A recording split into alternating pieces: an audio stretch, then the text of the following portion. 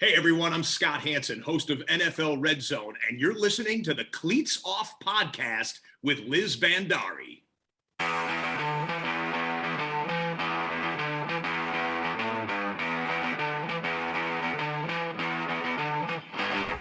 Hello everyone and welcome to the Cleats Off podcast. I'm your host Liz Bhandari and this is a show that brings you closer to the game you love. Today's guest is the legendary Scott Hanson, the man who brings us 7 hours of commercial-free football every Sunday. Enjoy the show.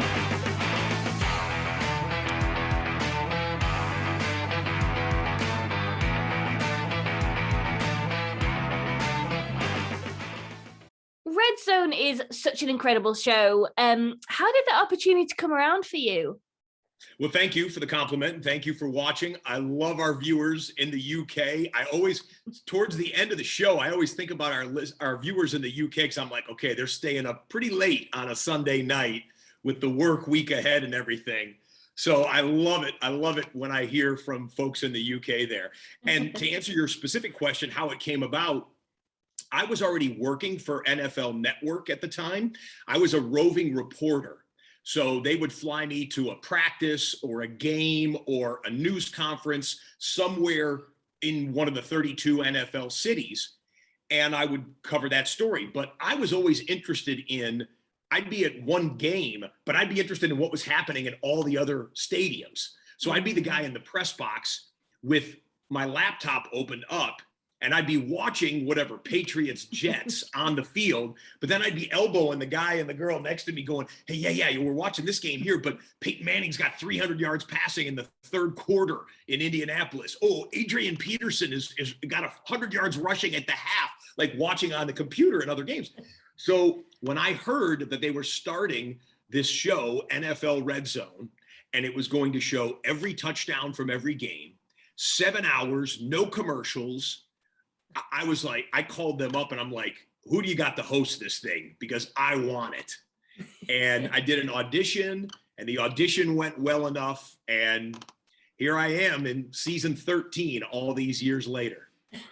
Which is just incredible in itself, isn't it? I mean, you've just got this passion that I think makes everyone love it so much. And I think that's the reason why it's so successful. Like everyone just loves your personality and how into it you are. So yeah, it's great. Oh, well, thank you. I appreciate that. And I would say this, that the enthusiasm is genuine. I got the enthusiasm for the game of football from my dad, like a lot of people did. You know, one of their parents is into the game and when they're a little kid and I'm watching my dad yell at the TV about this, that, or the other thing. And I'm like, okay, well, this must be pretty interesting, pretty exciting. And when I knew that I couldn't play it for a living, I was a good football player, but not nearly NFL caliber. When I knew I wasn't going to be a professional football player, my parents encouraged me, hey, look, if you love football, try and make a living out of it. And I always used to say, hey, those people on TV talking about it sound like they're having a great time. And I never want to take for granted the seat in which I sit, where millions of people across the world are experiencing NFL football through what we do as a team on NFL RedZone on our broadcast. And I'm like, why not? Everything I'm delivering is a highlight for someone, right? Absolutely. Someone's yelling about their favorite team or against their least favorite team or rooting for their fantasy team or whatever it is. Everything we do is a highlight. And so I always want to give that energy and that passion to the audience who I know is going crazy with everything that we show. Yeah. And that's brilliant advice from your parents as well to, go do that. I love that. I was blessed with great, encouraging parents for sure. Yeah, absolutely. Now, through RedZone, you've brought us some like crazy plays and I guess general game moments. Like, which has been the one that I guess has been your favorite to experience? Oh, wow. There's a couple of moments that stand out when I look past. Now we've got over a decade of history on NFL RedZone. We've done more than 200 episodes. Week 1, the very first show that we ever did, we had a moment that was just absolutely ridiculous. It was the Denver Broncos were playing and Kyle Orton was their starting quarterback that day. And Brandon Stokely was one of the wide receivers, and a ball popped in the air and Stokely caught it on the fly. We cut to this game. They weren't in the red zone. In fact, they were on their own 20-yard line. But it was at the end of the game, and they were trailing. They needed a touchdown to win the game, and it was just a few seconds left. And the ball popped in the air, should have been intercepted, and Stokely ran under it and ran it for like an 80-yard touchdown to win the game. And Amazing. That was just one of like 8 games that was going on at that time. So we could have cut to any one of the games, and we cut to that game. And in the old days, the only audience that would have seen that was the 2 local cities from the 2 teams that were being represented in that game. It was not the national TV game. And with RedZone, we were able to cut to that moment in real time and show it to people while it was happening. And we all looked at each other like, oh my God, this is unbelievable. This is great. We're going to do this forever. And here we are here. And that was episode number 1. And here we are all those years later. It's been a fun ride. Yeah. How stressful is it to present? Because obviously there's so many different things going on at once. Like, how do you keep so calm and collected with it? Yeah. Well, we're not always calm and collected, but we hopefully seem that way. You know, I really believe we all love football. And what I talk to our staff about is this: in the key moments, during the middle of what we call the witching hour, right? The last hour of the early window, where we've got 8 games coming down to the wire and everyone's in a 2-minute drill and anybody could win at any given moment. When it's the most intense and the most difficult to do the show, I tell our staff, let's behave the same way we hope and demand that our favorite football teams behave, right? When Russell Wilson's in a 2-minute drill, he looks calm and cool and whatnot, but his heart's pumping and he's a competitor. He wants to win the game, but he has to have control. He has to know the situation, go to his training and just win in that moment. And so when things are going crazy behind the scenes at NFL RedZone, and we're trying to present it as clear and as crystallized as we can, I'm like, let's be focused, let's be quick, let's be intense, but let's not be out of control. And so I really put it in those terms, like let's behave the same way we demand our favorite coaches and quarterbacks and football players have to behave when their job is going crazy at the end of a game. That's brilliant. Now, say you had to, for whatever reason, miss a show. Which of your NFL Network colleagues would you, I guess, love to see step in? Well, thankfully, we haven't had to answer that question in reality. I will tell you this, and this is really behind the scenes information. We've had a couple of practices where we have acted like we're in Los Angeles. I'm speaking to you from Los Angeles, right? This is earthquake country out here. Yeah, of course. If we had an earthquake, God forbid, a bad one that would knock us off the air, that would break the signal, there is a team of people at NFL Films, which is located all the way across the country in New Jersey.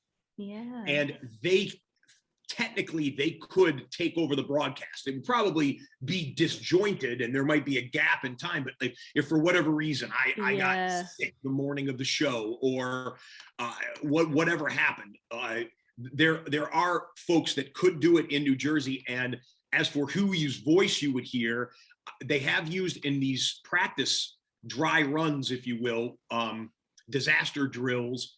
They've used Mike Garafolo, my colleague on NFL Network, and regular viewers of NFL Network will certainly know Mike. He's a great football mind and broadcaster, and he would take over. But Mike, if you're watching this, I don't plan on getting sick anytime soon. Anything can happen in this world, of course. But I drive very carefully at 5 a.m. I drive very carefully to the studio. No other cars around me. So hopefully we don't have to put Mike in as the backup quarterback anytime soon. Yeah, we couldn't have it without you, Scott. Well, I appreciate it. I hope not to miss. That's for sure. How much does it excite you to see, I guess, other sports globally, try and emulate the format of like RedZone? You've seen it a little bit, the charting in cricket. I know obviously you've been to speak to the guys, the soccer team, the soccer TV show here. Like, how does that feel? You know, it feels great because imitation is the highest form of flattery. And when other broadcasters in other sports, other leagues, other countries see and enjoy the success of NFL RedZone and try and implement that in their own leagues, it's very flattering. I would say this though, I think we have an advantage on NFL RedZone, and there's a few things to it. One, every game in the early window kicks off at the same exact time. So a schedule that locks up with a lot of constant action, that's one of the necessary things. Now, I know baseball and basketball and soccer, they might have times when it all coincides, but the NFL is within seconds, all those games are kicking off, which means that the fourth quarter is coming down to the wire, depending on how many penalty flags and injuries and everything else have slowed the game down. So there's one thing. But another major thing that the NFL has an advantage is the 40-second play clock. Okay. Yeah. We know that unless a team is in a frantic 2-minute drill, we know we've got roughly 30 seconds at the end of a play before we have to be back at that game where the guys are getting lined up at the line of scrimmage about ready to snap the football by the 40-second play clock expiring. And with veteran quarterbacks, they are savvy. They love to audible. They love to see the defense and make adjustments. They're going to use almost every second of that.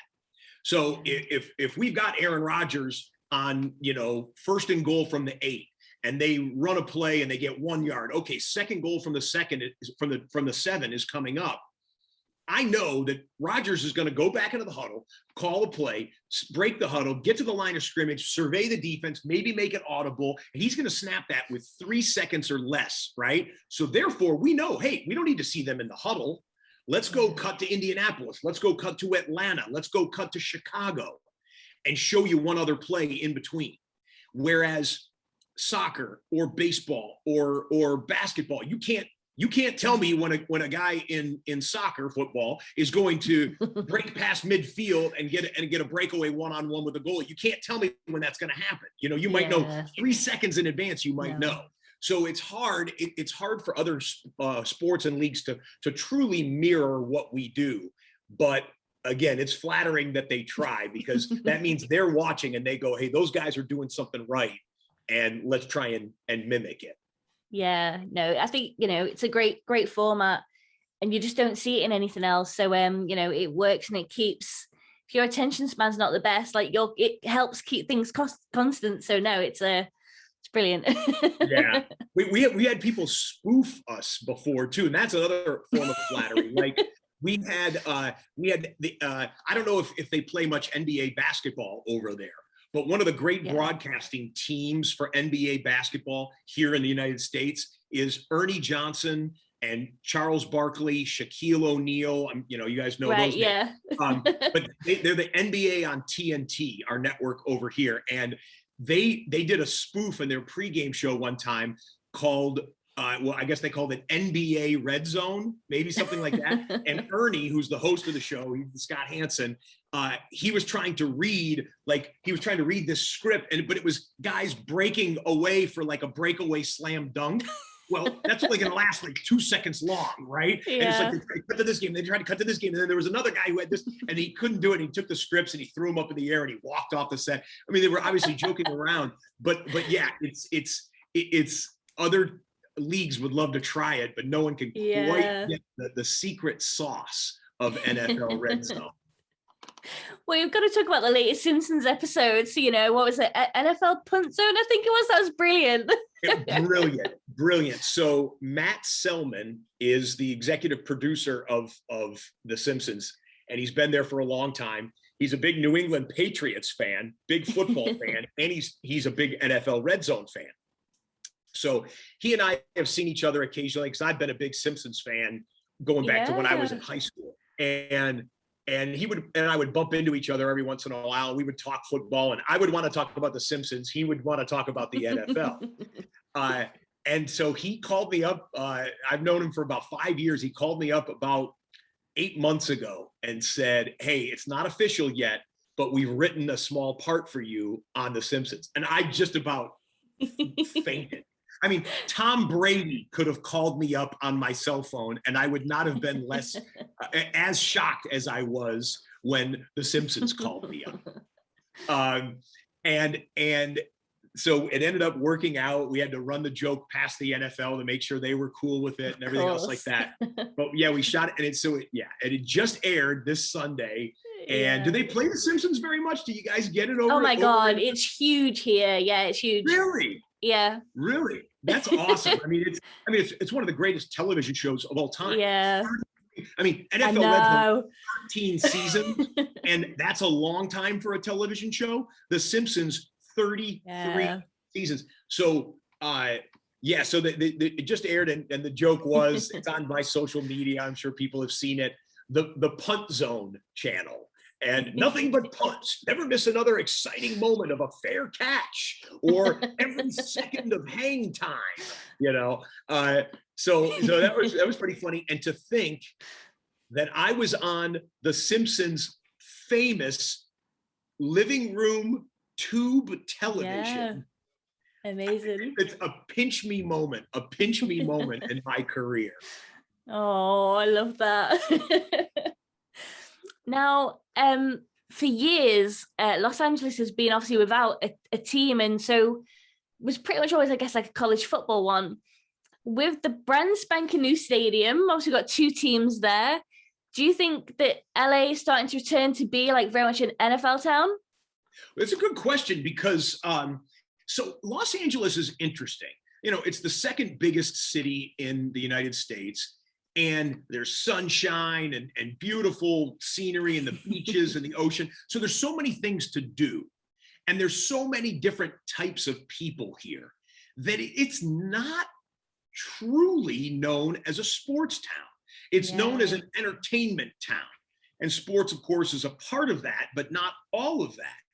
It's Hollywood and Beverly Hills and all these things.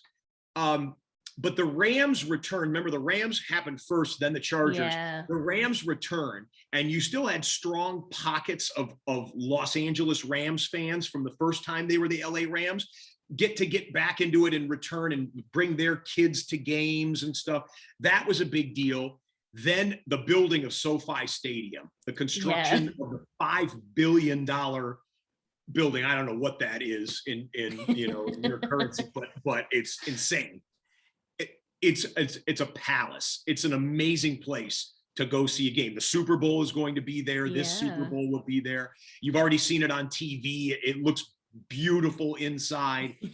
And then when the Chargers came too, that's another chance for fans to get into Los Angeles football. And what that means is basically every weekend there's a game in that stadium, right? Yeah. So, any place else, virtually any place else, MetLife, the Jets and Giants share that stadium, but anywhere else, it's okay, is it a home game or an away game? There's always a home game. So there's always some football buzz in Los Angeles now. And yeah, it's been great to see. And of course, the biggest thing is, will either one of those teams win at all? It's like anywhere else. The fans will come if you win big. And right now, the Rams and the Chargers look like they're both like top 10 teams in the NFL. So we'll see how far they can go. Yeah, definitely. I think it'll be really exciting. I think, I'm personally loving Matt Stafford's move there to the Rams. So yeah, excited to see how it kind of, pans out really. Yeah, for sure. And speaking of LA, the NFL's just opened the new studios and offices there. Like, what's that been like? Yeah, maybe some people might know this, some people might not, but our brand new facility at NFL Media, we call it NFL Los Angeles. It's like we have the main business offices are in New York. This is LA, so we're coast to coast. It's a beautiful building. And we're still learning all of the fun bells and whistles that can make our jobs easier and better in the new building, technologically speaking, from a television broadcasting perspective. But the one thing we don't like is the traffic. After RedZone's over, like I just told you, we always have a Charger game or a Rams game pretty much going on there.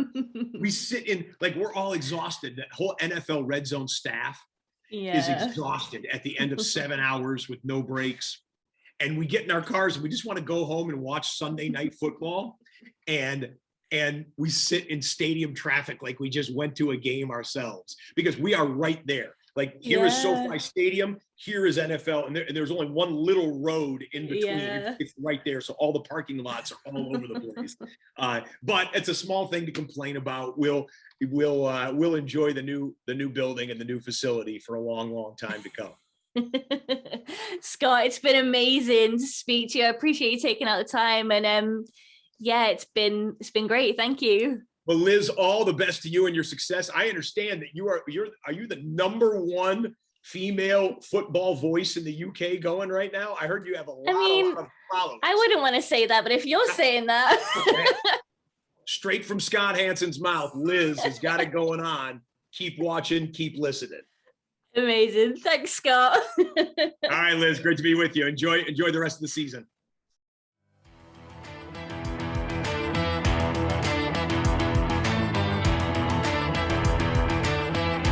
How amazing is Scott? That energy and passion is just something else. Be sure to follow him on Twitter at Scott Hanson.